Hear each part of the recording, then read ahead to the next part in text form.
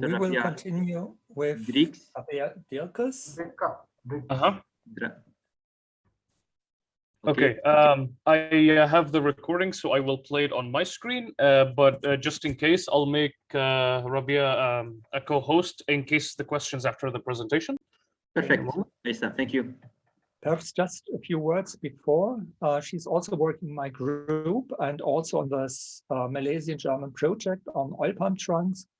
And in parallel to my presentation in the session A, Nathan Cully from our university showed how the precept from the oil palm trunks is processed, and she will talk about the application. And now I think Rabea can start. All right, can everyone? Okay, in all case, all the decisions are recorded. That meaning after we can looking for the room A and B. All right, can everyone see the video screen? Yes. All good? Quite perfect. All right, let's start.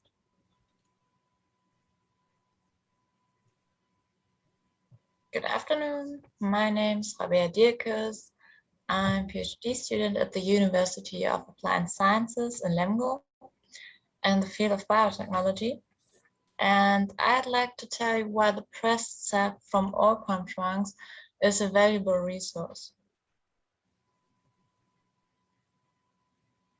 First, I would like to briefly explain for those who are not familiar with biotechnology what it is all about and what our aim is with the pressed sap.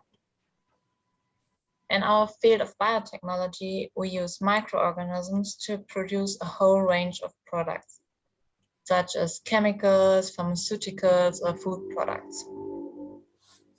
The production for this process, we need microorganisms, which can build the products we're interested in.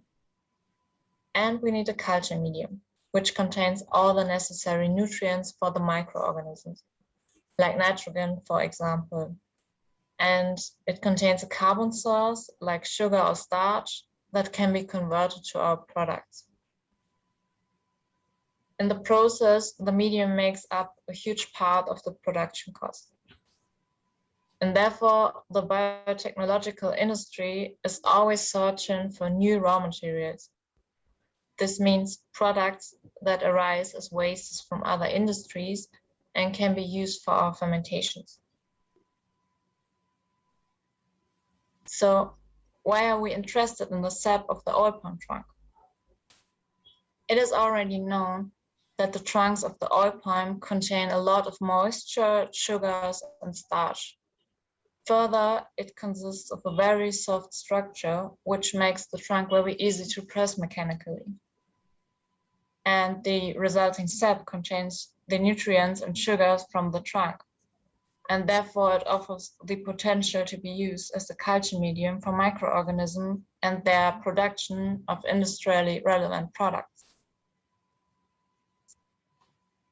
But before we start trying to produce something, it is important to know how much sugar and nutrients the sap contains and which sugars these are. Because the more sugars we have, the more products our microorganisms can produce. Further, it is important to know if the sugar content and composition are all the same all over the trunk, or if there are differences depending on the height and between outside and inside. And finally, it is important to know how much sap can be pressed out of the trunk. The second challenge is, after the sap was pressed from a trunk, that it spoils very quickly. Because unfortunately, it is not only a good culture medium for the microorganisms that we want to use, it is also a good breeding ground for numerous of microorganisms present in the environment or already existing in the trunk. Therefore, we need a preservation method to prevent spoilage before the sap is used for our fermentations. So we focused on those challenges, and first I will explain our steps for analyzing the composition of the sap.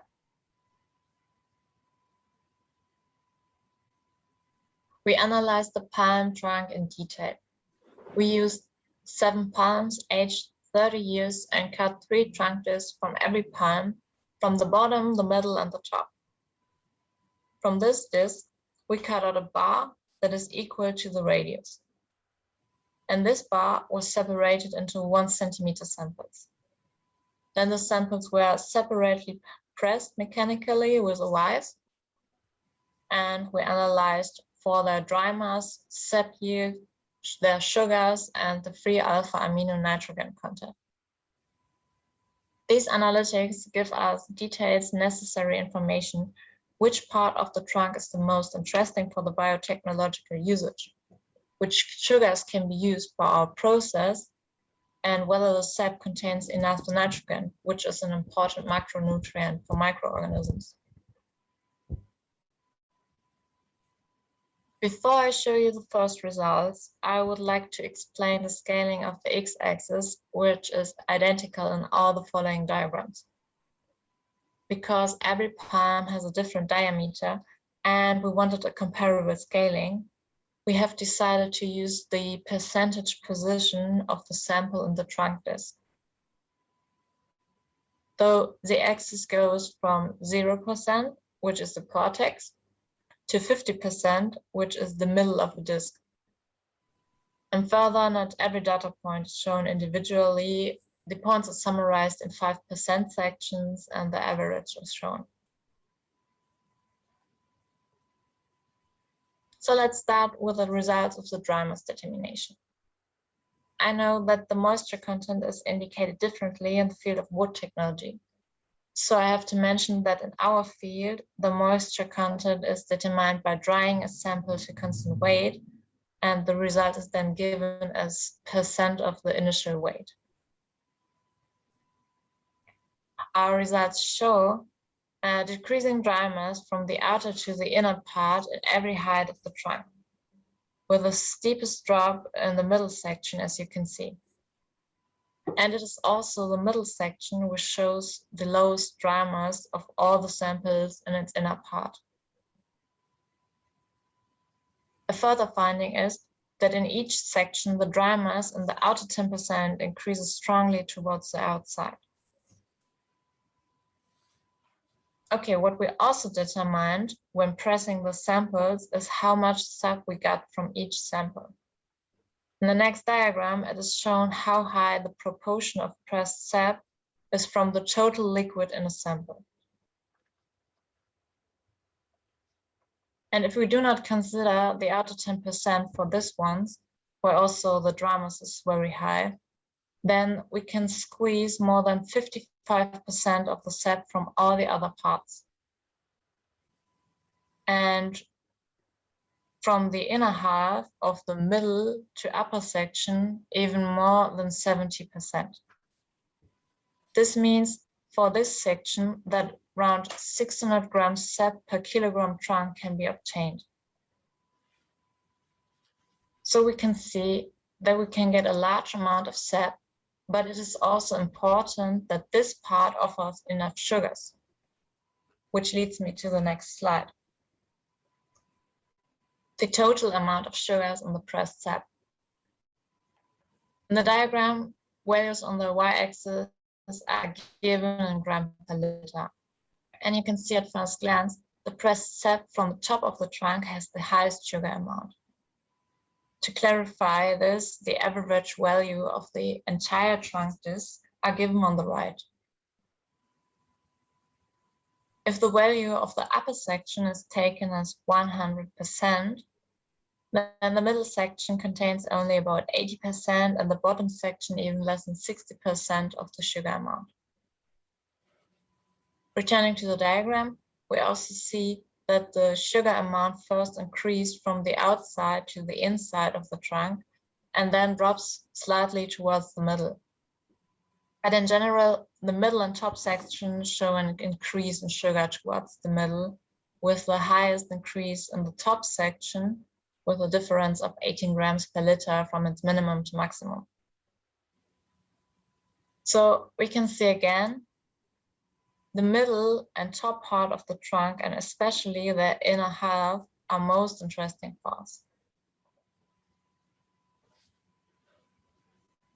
Besides the total sugar amount, it is also necessary to know which sugar is the main sugar in the sap and whether the sugar composition changes depending on the location in the trunk.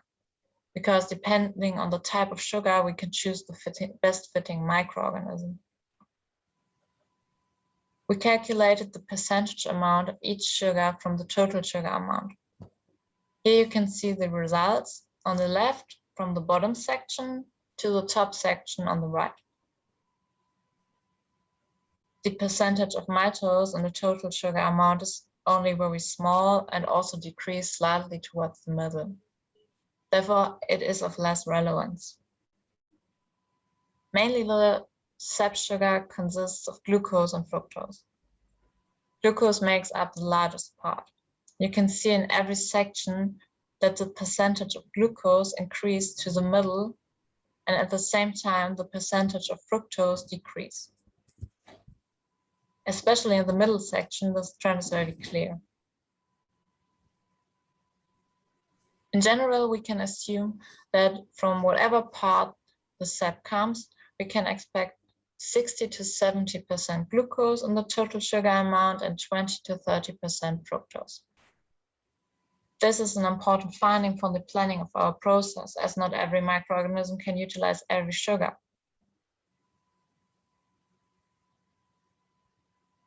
The last thing we were interested in was how many nutrients the sap offers. At this point, we focus our research on the amount of free alpha amino nitrogen, which is one of the essential macronutrients. The diagram shows the nitrogen amount in milligrams per liter. As with the sugar, the nitrogen amount increased with the height of the trunk. Especially the top section shows a much higher amount. But unlike the sugar content, it decreased from outside to middle. Well, now we have always said before that it is the inner part from the middle and upper section that is interesting for us. The question might be, is this changing now? As a comparison, we have determined the amount of nitrogen in commonly used media, which are used for numerous of microorganisms. So for example, the lysogeny broth and the tryptic soy broth have an amount of 400 and 390 milligrams nitrogen per liter. When comparing these results with the results of the sap, we can see that only the upper part of the palm reaches these values. But I have to add that these media are complex nutrient media, which contain more nitrogen than most microorganisms require. Nevertheless, we see that this is an important point for our process. Depending on the nutrient requirements of the microorganism, a too low nitrogen content can negatively affect the growth or the product formation. So we have to choose the fitting microorganisms, or we have maybe to add extra nutrients. I want to continue with the second challenge that I mentioned at the beginning, to find a preservation method. There are many possibilities for the preservation. Many are familiar from the food sector, such as the boiling or changing the pH value. In addition, there are many other possibilities, such as filtering or reducing the water content with vacuum at low temperatures. But for us, it was important that the method does not require special or expensive equipment. It should be as easy as possible to establish where the sap is produced. Therefore, we excluded methods by this selection. Another important aspect was that the method should be as cheap as possible. And so, for example, freezing the sap is a method that works, but it requires an immense amount of energy, what is expensive. So through this, we have excluded further methods, even if they work.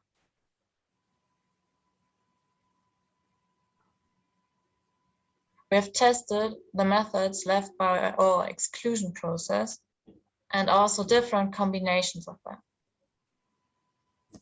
And after the treatment, all the samples were stored in a closed container at a temperature of 30 degrees for 8 weeks.